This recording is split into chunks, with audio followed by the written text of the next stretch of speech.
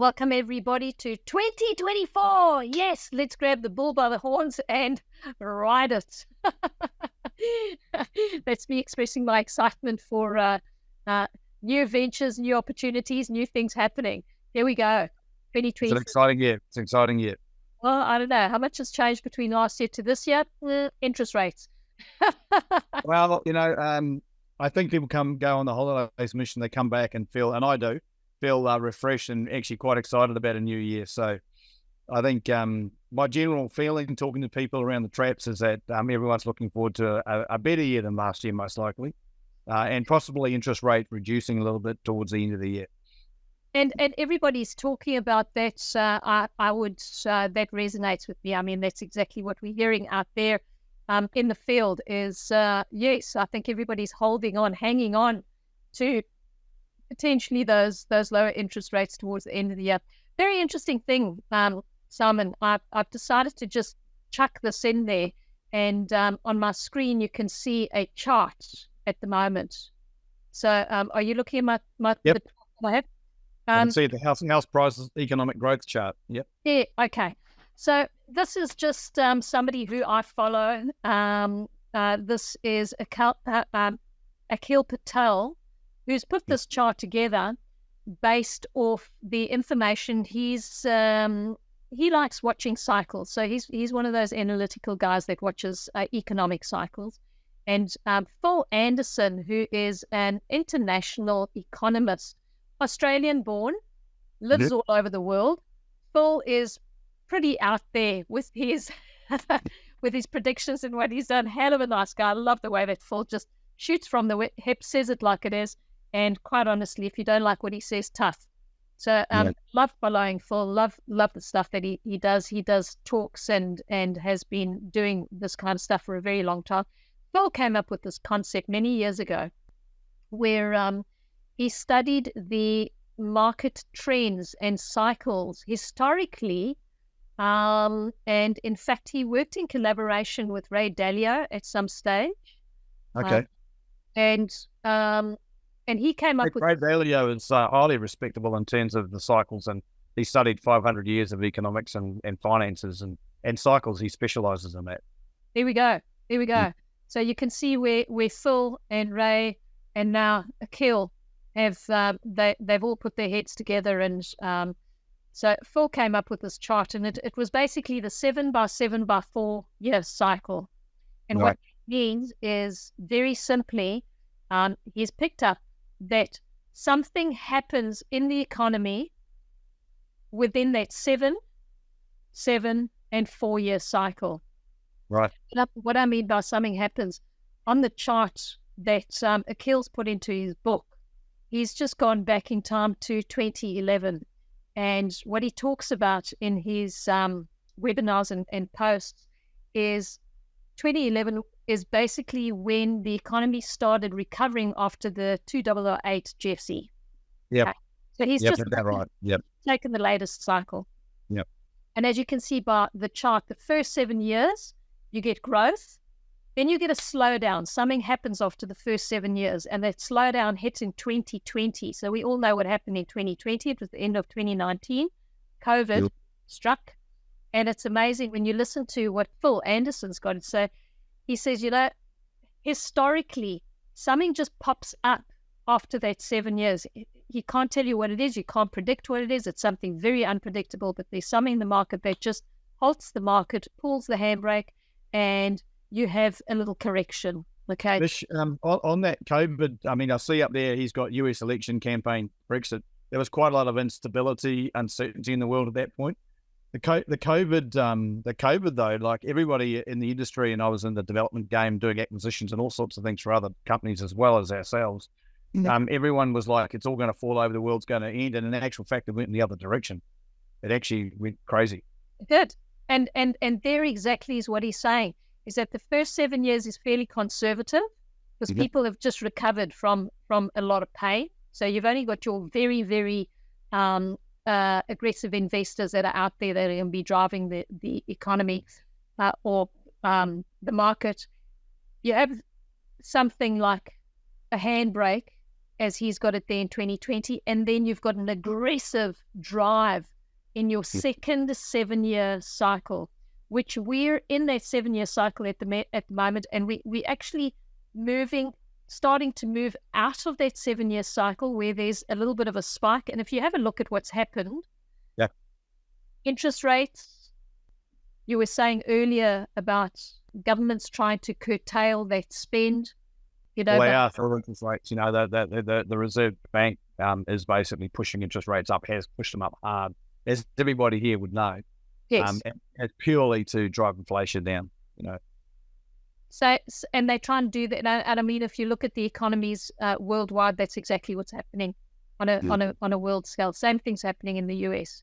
And I was saying yesterday while chatting to somebody, Australia really is the baby brother of the US. Whatever happens in the US, that's enough. Yeah, well, the world follows the US. I mean, I've listened to some very, very good, interesting articles recently just on that. From a military point of view, economic point of view, industrial base point of view, it's a powerhouse. I mean, I know a lot of people say the US dollar is going to be, not the reserve currency. Well, this very qualified international geopolitical strategist totally disagrees with that. And it's a good listen, actually. I think it's going to take a good 20 years before the US economy loses its power, if not longer. I don't think it's going to. I don't know. I can't speculate. Don't know enough about it. No, we can only think and speculate. I mean, no one knows. Not even Ray Dalio doesn't know. And he's master. They're talking about the next superpowers that are coming in, which is, the East. China is a superpower, and your emerging currencies. But I think that's going to be a couple of generations still before we. And this guy, I just wish I could remember his name. It's Peter Fredrickson or somebody like that. But anyway, he doesn't agree with that. I would have thought the same thing until I listened to this. But when you listen to the strategic perspective he's got in the geopolitical environment that we live in, and the size of and he's got a lot of good data, the size of the Chinese military, the type of military that they operate, the fact that the ships can't go more than 1,000 miles offshore, and and my grandfather said he was in the Second World War as a colonel in the British Army based in India, and he used to always say whoever controls the seas controls the world, and it's true. The trade routes. Look, it's happening right now with the Houthis up in the Red Sea. They're throwing bombs at the shippings, the shipping, and it's actually something like 13 or 40% of the global shipping goes through there, thereby creating more cost for the globe, for the world, and uncertainty around getting products delivered on time. And America's got their warships over there and their planes and their bombing to make sure that they don't hold everyone to ransom. Well, that makes sense, considering that the Earth is made up of, I don't know what the percentage is of water versus land. Well, China, for example, we're talking about China, right? The military power. I would have said, it's a concern up until a few days ago. China can't go there and actually do anything. They don't have the aircraft carriers, for example. The super carriers that the Americans have, they've got 12 super 100-ton carriers, which is unbelievably huge. And they have air forces. They have enough air firepower on their super carriers more than any other country in the world. They can actually shift their military or their air firepower across anywhere on the globe with their carriers, and it's bigger than any other country's air force. Pretty powerful, pretty frightening at the same time. China can't go more than 1,000 miles. I think we're going to have to do another chat about economies, countries, military. That's for another chat completely. Yeah. Let's have a look at that. Let's go back to the top. Right. We're getting sidetracked again. That's an idea. Okay. So if we're looking at that, we sort of at the beginning of, or the tail end of the aggressive, I want to call it spend, where we've seen the market just go crazy, and as a result of it, there's a lack of stock. There's a lot of money in the market, and for the next, what they anticipating for the next 2 to 3 years, there's a super spike. So if you're going to get into the market, you've got to get into the market now. If you have a look, 2 years. If you look at 25, 26, you've got a couple of years of that big spike happening. Yes, of that super spike, and then the slowdown, and that's where the market hits a little bit of a slowdown. They've got where it drops down to where it was probably at around about 2020, as you identified, in 2029, 2030. Okay. Yep. So, and this is residential, so I suppose for your listeners, it's a matter of what has that got to do with commercial, doesn't it? very much so, but bearing in mind that residential drives the market. So wherever you've got residential, you've got commercial. So if you look behind what that particular statement, residential drives the market. Well, the question is why, and what I understand of it basically is that it's the wealth that people feel in their pockets. When people fill up their houses and their properties and their wealth is growing, they spend more. That drives the economy. There's more investment in the economy. Businesses produce more. They need more floor space. They need more offices and factories and warehouses and more people. So Correct. that reduces unemployment and things like that. It's an interesting dynamic, but essentially what you're saying and what this graph's pointing out is that residential growth, it does drive the market. Question is why. It's because people feel that they've got more excess cash around and their house values are growing, and they want to buy an investment property, for Correct. example. Yeah. And I mean, when people have got extra cash, you find that they're spending it. They're buying. We were having a look at greenfield release a little bit earlier, and wherever somebody was asking me about the ratio between house versus commercial, well, we all know that there's a massive shortage of commercial property nationwide, and where they're doing those greenfield releases at the moment for residential properties, I don't think they've put enough space or land in for industrial or commercial, for commercial property as a whole. And what that does is it drives the economy because, as you say, if people have got money, they're going to be moving into those areas. And to support those areas, you need doctors, butchers, shopping centres, hairdressers, whatever. I've got a really good bit of information that came to me this morning from a large company very close to. They do about 600 house and land packages a year. Yeah. They're here on the Gold Coast, and they're also down in South Australia. And interestingly enough, they basically can't get enough residential land to fill their pipeline for the demand from investors, believe it or not, even in a high interest rate environment. And they were asking me, because we're doing some industrial development in North Brisbane, and they were saying, what do you think about the prices? I've got a developer down there that wants to sell some commercial industrial real estate, and they are now going into selling that. They're not even building it. These guys build houses. They actually can't get enough land, and they've got a demand from their investor database. So they're going to go and buy or sell commercial industrial sheds to 150, 250 square meters or even smaller, and in that sort of $500 to $1 million bracket price range. Well, there we go. That's exactly what we're talking about. You just you cannot get that stock. You cannot pop that stock out fast enough. Well, they're talking about yields. He was asking me what I think on yields. Like the stuff we're doing is 80 square meters. They're sort of around that 500 grand mark. Yeah. North Brisbane, and we're expecting to sell them on about a 5% yield. Now, everyone would say, man, but you can't buy anything in that bracket, in that price range that's done well. Like ours is a very sexy project. Yeah. And the one they've got down there probably is more designed for tradies and what have you. Ours is designed more for storage for people that have, expensive boats, because we're in an area, or next to an area that's got, canals and waterways, and there's multi-million-dollar homes and no storage. These guys can afford to spend that sort of money or rent or lease that type of property. And if you think about the returns, even at 5% net, that sounds low for a commercial industrial property in today's market. You'd normally think 6 to 7.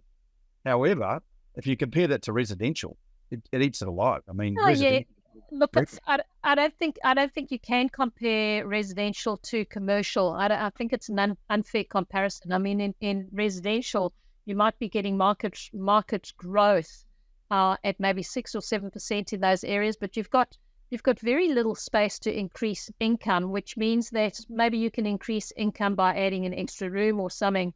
And if you're getting a yield of maybe 2 or 3% at 5 or 6, you can maybe max it at around about 8%.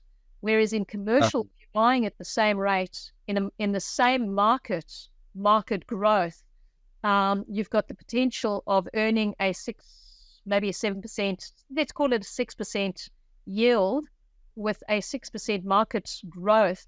You've got 12%. I'm actually saying that. I'm actually saying that it's way better than residential investment. That's why professional investors go from residential in general to industrial commercial space. I mean, it's a much better investment. Yeah, it is. Horses for courses. But and that's why there's such a huge demand on that space. But anyway, look, moving on, I thought this chart was just very interesting to have a look at the expansion, mid-cycle slowdown, the second expansion, and then the cyclical peak, crash, and recovery. And that's where we're heading, according to Akhil Patel, is we're heading towards that cyclical peak, crash, and recovery. And I think that the thing that I wanted to bring to the audience is very much a matter of, if you are purchasing the correct assets, you should be able to ride this tide. Now, I know I've most certainly been through this 2 or 3 times in my lifetime, and having the right assets, we've ridden that tide. Are you laughing? I'm laughing because I thought you were going to say 3 or 4 times for me because I'm a bit older. I was waiting for that harsh piece of. In Simon's case, 4 or 5 times. I've seen it through cycles in multiple countries as well. But yeah, there it is. So I think that the thing is, you know, even if you're still buying, a lot of people are asking, is now a good time to buy? Yes, it is. It's always a good time to buy, so long as you're buying correctly, because you know that you're going to have that interest rate correction probably towards the end of the year, and make sure that you're buying a good asset that is going to be looking after you over the long-term period. Okay. Yep. I wanted to just pop that in. It was a little bit. Good. It's actually a really interesting chart, and I think it's good for people to see that. Yeah. It is relevant. I mean, you hear about 7-year cycles, 10-year cycles. Well, you know, I mean, if you're buying property, Mish, you have to buy medium to long term. Like, you really want to be stacking it and keeping it. And then, and if you're going to stack and keep anything, you want to buy the right assets, like you said, quality assets. Absolutely, you have to be buying quality assets. It's no good trying to buy something that is just. But can I also just add this? Is a lot of people can't afford to buy assets more than sort of 1 or 2 million. So now you're asking people to think about how to buy a quality asset under that price point, where everyone is. Like, most of the buyers are in that level. You know, unless you're a big REIT or a large investment super fund or something. Most people are in that small end of the market. Well, how do you find those? Very difficult. Well positioned, well built, well designed, hopefully well leased, or if they're not, will be well leased because they're in the right location. How do you find those? Now, they're like hen's teeth. You and I both know that, and I know that you've got a couple of projects on at the moment where we're going to be looking at those fantastic, awesome developments where it's delivering those commercial, industrial sheds for between 350,000 to around about 500,000, which are they're sort of like 4 to about high 5. So it's a range. I mean, and you got to have a range, but the one we're doing in Rothwell, which I know you're gonna be able to go out and talk about it to your base, but there's just nothing like it. No, and Simon, this is a private conversation between you and I. I mean, you know that I've loved that project ever since you started it, because it was one of the brainchild that we hatched about 3 or 4 years ago when we were doing bundle. And I said man caves. We don't like calling them man caves anymore, but we call it real space. It's a space for anybody that needs real space, real estate space. It's got a lot of it's got wide uses. Yes. Very wide uses. A tradie can use it. A little business person can use it. A wealthy person who owns a nice home on the canal that needs to store a beautiful boat and car, and there's plenty of those around. He can use it. And it's got lovely little mezzanine, so you can put office in there. You can put that shabby, chic, funky office in commercial, office in industrial. I love it, and it's in the perfect position right across the road from Bunnings. Hell, you can't get. And it's the only one like it. And if you talk to the local agent who's done quite an in-depth study of the demand, there's nothing that compares with it. Okay. That's why I bought the site in the first place. I knew it was a premium site. Yep. You can't get better next to Bunnings. it's got other bunch of bulky goods retailers around. It's on a main drag or next to, just off it. It's got everything you need for a location. I think we're going to have to do a chat about that totally separately, and we'll drill down into it and have a look at what it is, and just do a little bit of a presentation. We can do a little presentation if you like, and show them. Show your network. Yeah, absolutely. Look, the purpose of today is we finally got there, Simon. The purpose of today's recording was really the difference between investing in shares versus commercial property, and which is best. Now, I love this topic because you and I are going to come from two totally different places where we're talking about the pros and cons of both of them. And we have had a couple of conversations about it. I know you love Bitcoin. You're very tell us a little. I'm bullish on the fact Bitcoin just got an ETF, multiple ETFs. I think about 9 or 10 of them. It might be 9 or 12 of them. And I follow some of the largest owners of that type of asset. Audience. That's another whole study. But I don't know if people here have got Bitcoin or any cryptos at all. I've had it for quite a while. I think it's probably this is my opinion, but it's the best asset class you could own. Look, I like to diversify, so I like to poke my finger in there, but I do like to touch and feel the asset. I like to see and feel the asset, and we've had that conversation. That's why I say we come from two different places. Tell us just in a nutshell, what is the advantage of the ETFs with regards to Bitcoin? For our audience, explain why is that so good? Well, before I say that, I would just like to qualify what I said about I like Bitcoin and I like some of the other cryptos, not a lot, but a few of them.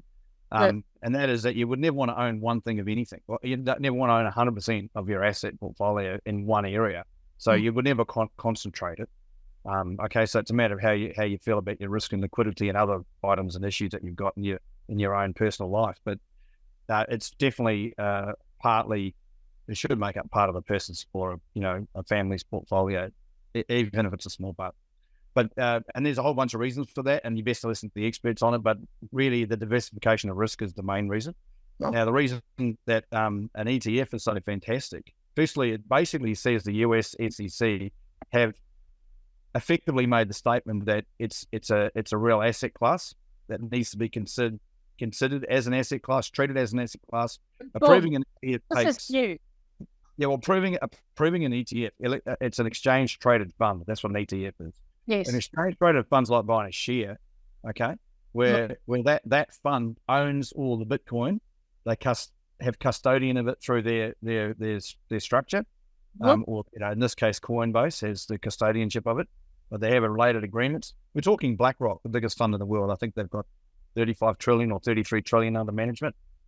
These guys aren't clowns. Like, you don't get those sorts of companies bringing something like that to the market without proper research and due diligence to the nth degree. Yes. Not only them, Vanguard, some of the largest players in Grayscale, ARK. There's some humongous capital or funds that are now saying we're open for business in Bitcoin. It's only Bitcoin. Yeah. But there's a good reason for it. So. With regards, and look, I don't want to be punting Bitcoin, but I know it's one of your favorites and you do like talking about it, and we've had a couple of debates about it. So why is it a good time to be buying Bitcoin now? Looking at what we've just looked at the charts, why would it be good to buy Bitcoin now? And I'm not. Again, this is my opinion. Yeah, we can't give any financial advice. This is just my opinion. But I do a lot of reading, and I've been in it and aware of it since 2011, actually. Yeah. Could have bought it then for like $10. It's about 43,000. Well, in the last year, it's made over 140% return on the capital, on the cost, and it's done that. It's actually outdone every asset class for the last few years. It could be the last 10 years even. I don't know, but for a substantial amount of time. So it's got to be taken notice of. It does have wild ups and downs. So you have to be prepared to look at your account that it's gone down by 80%. And going back up by 80% or 230%, whatever that goes. But that waving is sort of starting to slow down. An ETF is good for the space because, firstly, an ETF is tradable. It's like buying and selling a share. You can buy and sell it. It's liquid, okay? You don't have to be a specialist about having a crypto wallet. You don't have to worry about custodianship. Those sort of things are really important. And that's why the institutions have been kept out of the space, and they can't take their large investors or their funds and put it in there until it becomes something like an ETF, which is now literally in the last week happened. So actually really, and I think I just read the other day, $4.5 billion worth of funds flowed in on the day it got launched globally. So I hope you bought before that happened. Oh yeah, well and truly before. Actually, I didn't own so much Bitcoin than I owned other things, but Okay. I don't want to really go on about the crypto market, but it's just an interesting thing to watch. It's all really for investors. It's all about diversification, and that's why it's relevant to our conversation here. Because buying commercial property, buying residential property, buying industrial property, buying retail property, having money in the stock market, having money in the bank, having money in a REIT, real estate investment trust, all of that's diversification. What you're looking for is the correlation between one investment and another. This is why Bitcoin's important, because it's not, the correlation is quite diverse, and that gives you risk mitigation. Absolutely. That's why people are interested in. And I mean, as another asset class, again, I would agree with you to spread your risk as much as possible.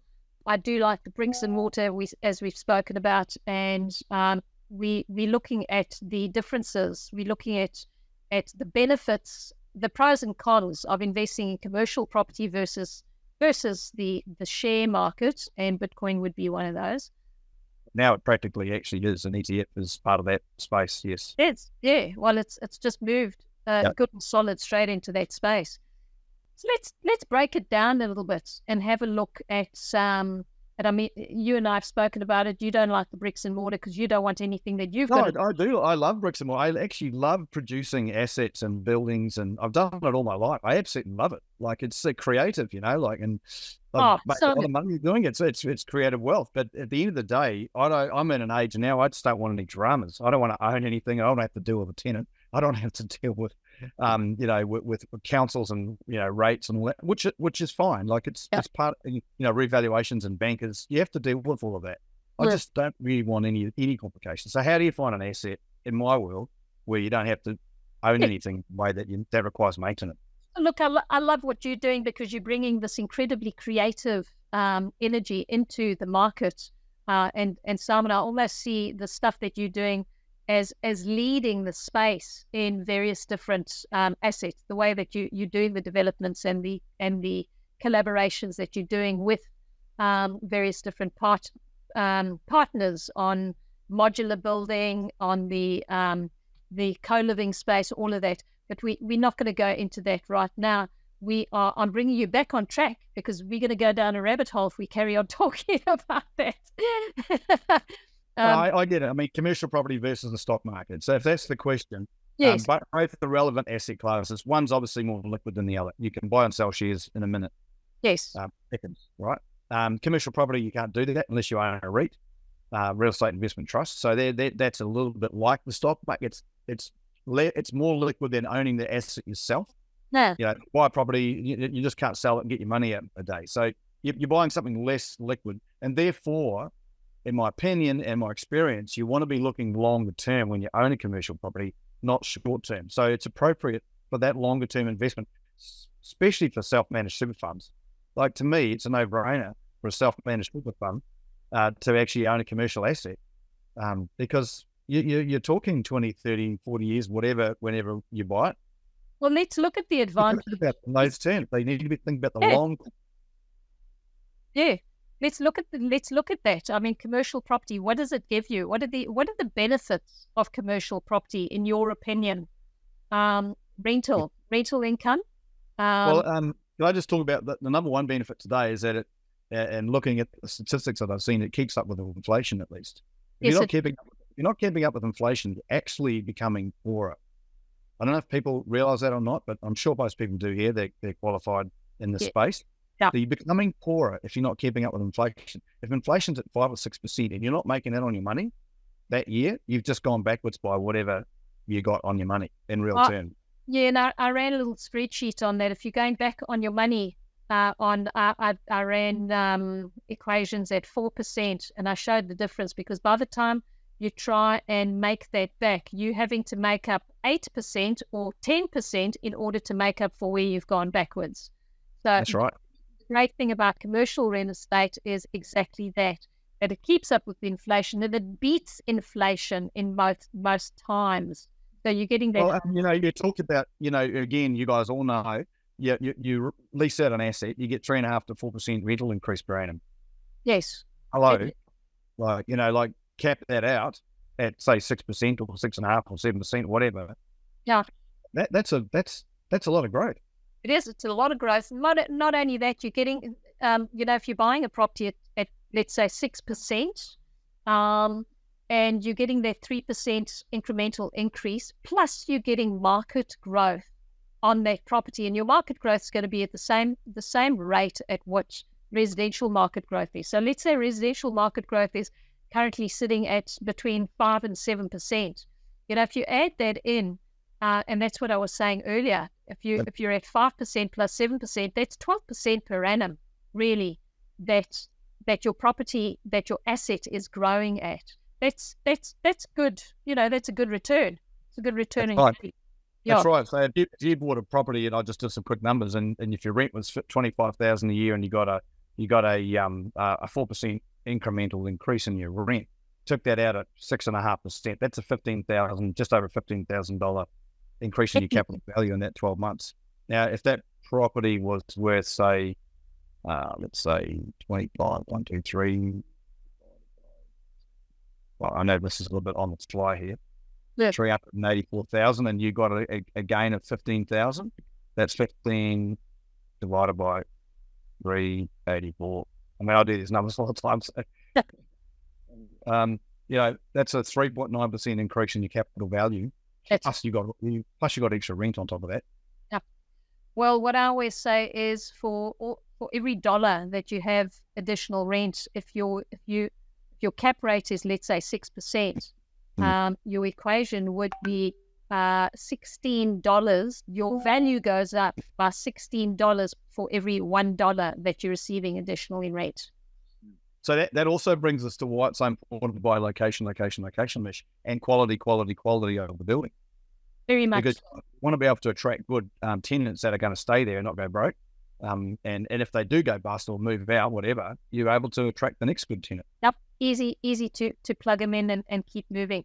So It really is a matter of appreciation in your capital growth as well. And that's what you're talking about in terms of location. You're wanting to be getting that capital growth as well as your incremental increases. Commercial property tax depreciation, again, type of asset. Now, there's a lot of people that don't know about the advantages of the tax depreciation in commercial property, which way exceeds your tax depreciation in a residential property. There was somebody I was speaking to purchased I can't remember what it was. I think it was a motel or something. They got a tax depreciation of about $240,000 in their first financial year. They could write off $100,000, which means that they still had 2.5 years that they could write off tax depreciation. That is phenomenal. I mean, that is. Oh, it is. Yeah. You need to be looking at the net return that you're actually making, including your taxation benefits. Correct. If you're looking at your net, not just about the passing rents, not just about the capital gain, it's also about the depreciation and tax benefits. And also, if you buy the right location, it's about the future growth. Yeah. Although a segue into this, I would say, don't buy property because you're going to get a tax depreciation. You want your property to be washing its own face. No, certainly within the next 12 months. And the tax depreciation, I always say, is a bonus that you're going to get on top. So, well, I think you might be referring more to negative gearing, for example, and that's definitely. I wouldn't buy a property for that reason. No, we don't do that. Yeah, you need really high income earners to be. That's a high income earner. Consideration. Yeah, it's not a that consideration. Well, that's a property. We're talking about a property that's over 500 million, let's say, where you're getting a massive tax depreciation on it. So it is high net worth type of property. However, it works across the board for every type of property. Even if you're buying a property for 3 million, That's right. and it's a good asset, you're going to get that tax depreciation. That's also all based on the age of the property. You buy an older shed, you're not going to get much. You buy a brand new building, you're going to get a lot Correct. more. Yeah. So it does depend on that. Also does depend on whether there's been any extra capital spent on it and things like that. Without capital, all that comes into play. And accounting and tax advice. That's really important. Yeah, and bearing in mind, every single time your tenant does a fit out, you get that depreciation on your building because they're basically putting that fit out in your building. So you can claim that as tax. Depends how it's structured, yes. If you provide it, absolutely. Yes, yeah. And, there's a negotiation around that, how you'd structure it. And the other real benefit, obviously, I think it's sort of a bit unfair to compare it with just one asset like residential. I know everyone does, and fair enough, but it's sort of like it's a separate asset class on its own. It has its own merits. It has its benefits and drawbacks. The stability of your tenant. If you pick a good tenant, you pick the right location again, right type of building quality, you get a good tenant. It's hassle free for years and years and years. Residential tenants, I've had residential properties where the tenants went and basically demolished the house from the inside and cost $30,000-$40,000 to fix it up because you got a hopeless rental management company and you're not close to it and it's in the wrong area. I've made mistakes, and got burnt by them. Yes, and I think there are a lot of people out there that actually feel that have those experiences that are unpleasant experiences. The lovely thing about commercial, again, coming back into the commercial space, is repairs and maintenance. Okay, external repairs and maintenance, which is the owner's responsibility. Internal repairs and maintenance would be for the expense of the tenant. And again, it goes to talking about the tenant's fit out. And I've actually had buildings where we bought them that are slightly undesirable or let's say slightly distressed, and we've got some really good tenants in there. And the tenants have done such an amazing uplift that the value of the property went up by about 20% in 1 year. Great tenant. Yeah. You want tenants to spend their own money on your building. Correct. And then you can still claim it back afterwards. Well, not even that. I mean, they spend the money on the building and that just shows you that they're more committed to your building. Yeah, and that's a major advantage. I mean, you cannot do that in the share market, Symon. So going back to your whole original question, what's the difference? And so in the share market, obviously you don't have control of what the companies do. You don't have a control over what assets they might buy or not buy, or what other companies they might buy or not buy.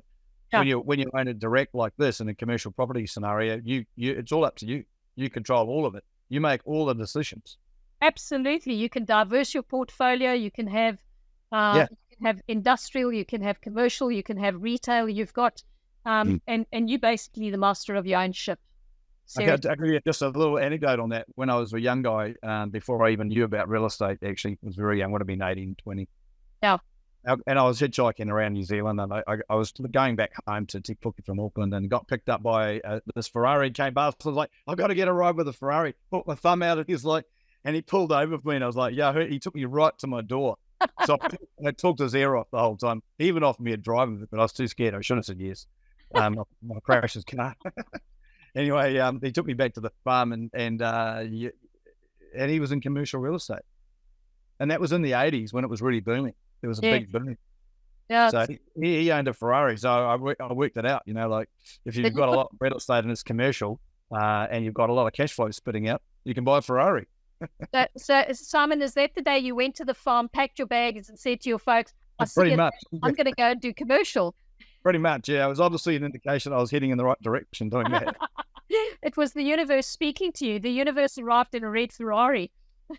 I went down to Lincoln College in New Zealand and started a valuation course. Actually, didn't finish it, but I did building construction, a whole lot of things, and then I started in the industry. Yeah. Well, there we go. I mean, they always say the universe leaves indicators. Yeah, They'll hints to follow. leaves hints along the way. So there we go. That was your hint to move you in the right direction. So what are the disadvantages of commercial property? Yeah, well, in liquidity. owning commercial property. Yeah, liquidity is a big thing. Liquidity is a big thing. And obviously, you have got vacancy risk, like you're saying here. You have got higher capital requirement to go in. You can't leverage it up like you can as opposed to residential, for example. And the share market, well, it's 100%. That's why it's called equity. Yes. So you're buying equity generally, unless you're leveraging and trading, which I wouldn't recommend unless you're really an expert.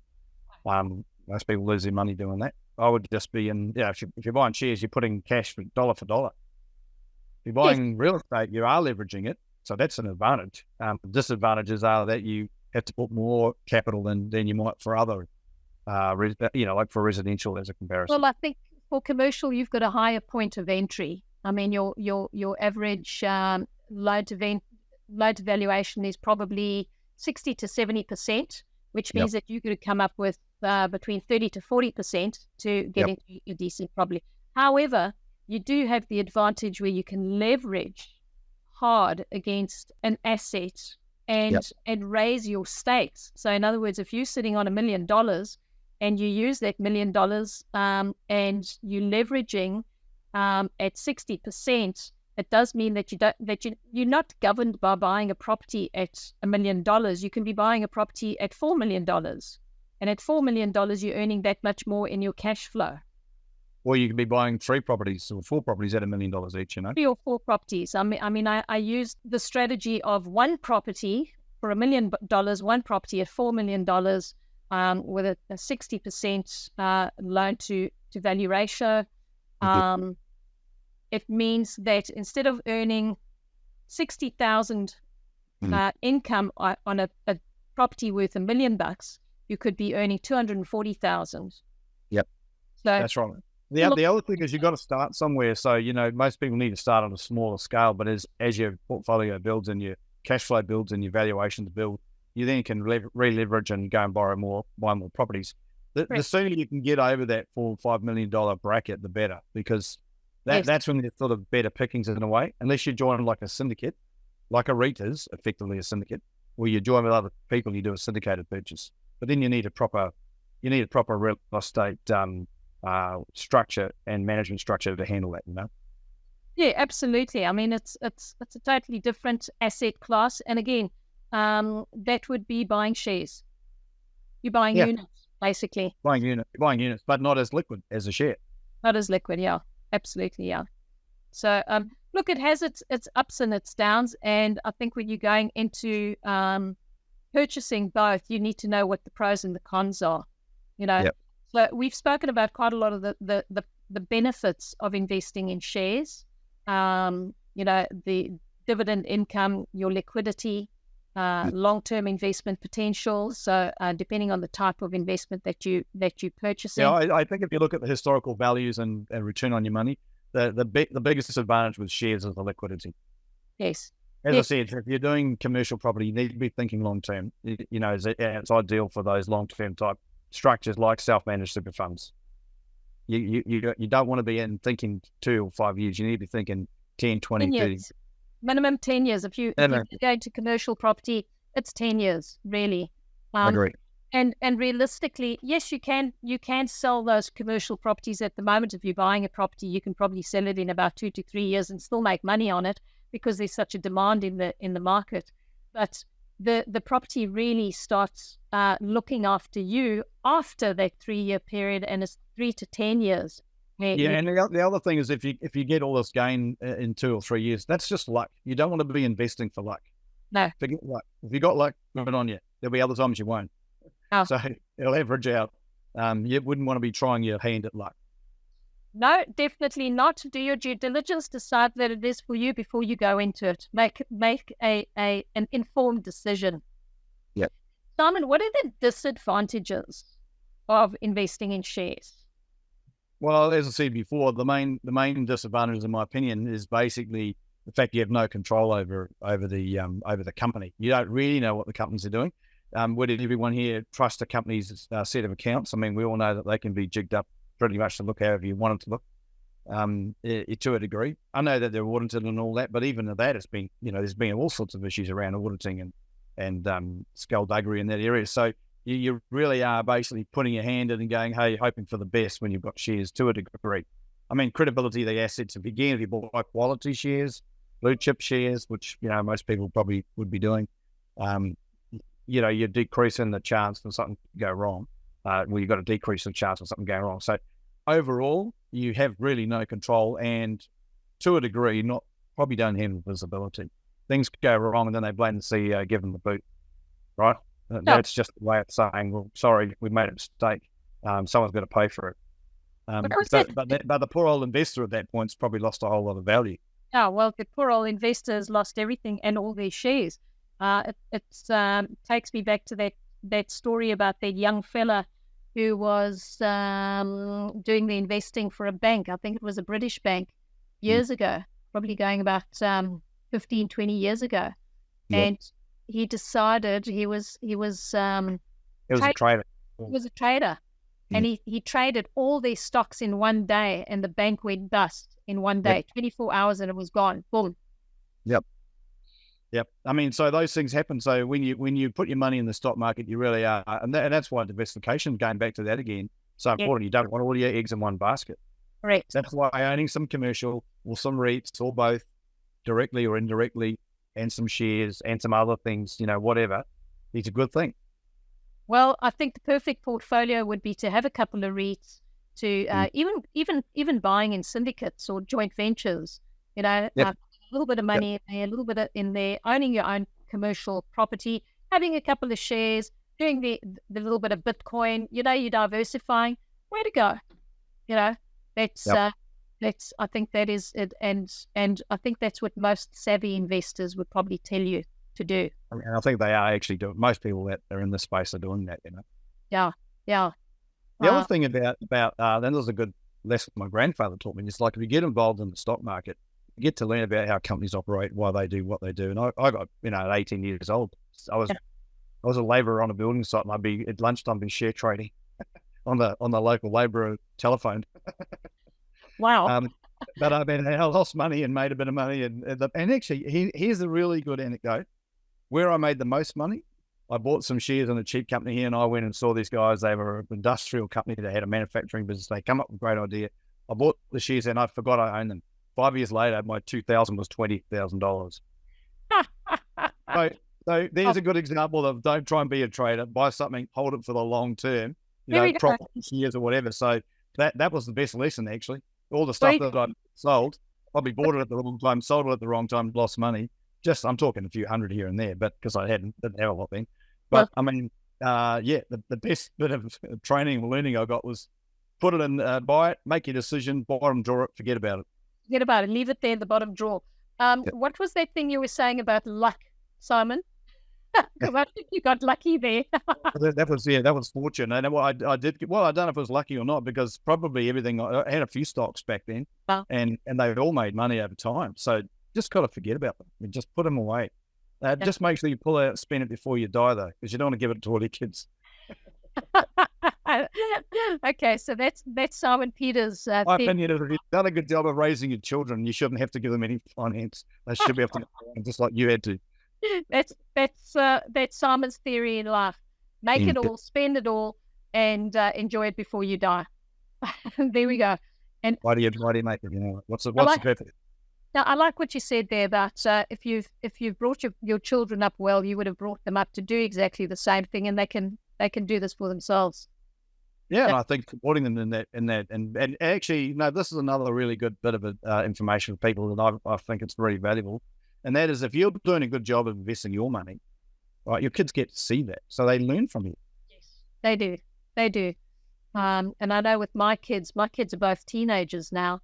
They hear me talking. They hear me having conversations like this all the time. And it doesn't matter where we are, whether we're on holiday, whether we around and about. I'm picking them up from school. There are always these conversations going on.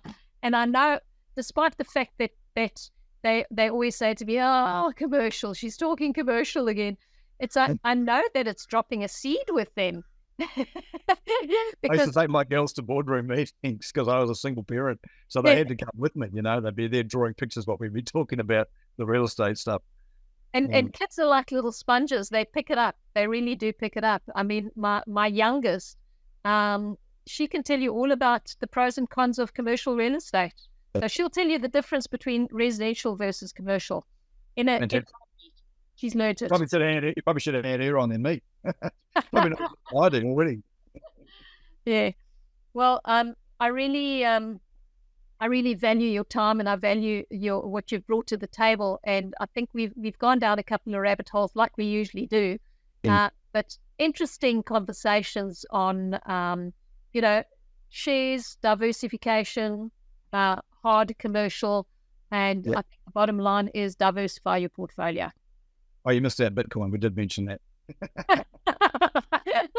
Yes, Simon, of course. I don't get any from people for Bitcoin, but no, it's all fun. You got to have fun as well. That's the other thing. You got to enjoy it. If you're not having fun, then it's not worth doing it. And I'm going to give the plug to joint ventures, because I reckon that this year joint ventures are really the way to go. I mean, I'm looking at a couple of things where, with the economy being where it is, pull your funds, pull in with other people that have got like-minded energies, and you have the capabilities to buy bigger stocks, better stocks, go into better projects, and earn more, working together on your strengths and your weaknesses.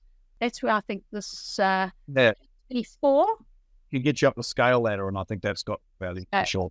There we go, scalability. Anyway. So that's my 2 cents worth for January 2024 and the rest of the year.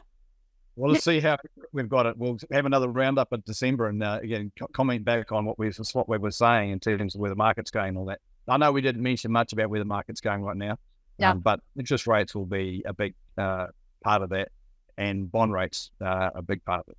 Well, I think that what we will do, I think a lot of people are doing reports at the moment on where the market is going. And that's why I chose not to do it, because I think there's a lot of talk in the market about that. But it's something that we most certainly can look at and doing in a future show. So thank you, Simon. Always a pleasure. Lovely chatting to you. We have some good laughs.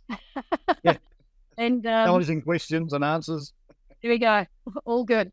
Okay. Thanks, Mish. Thank you. Thanks, everybody. Thanks for joining us all, and see you on the next one.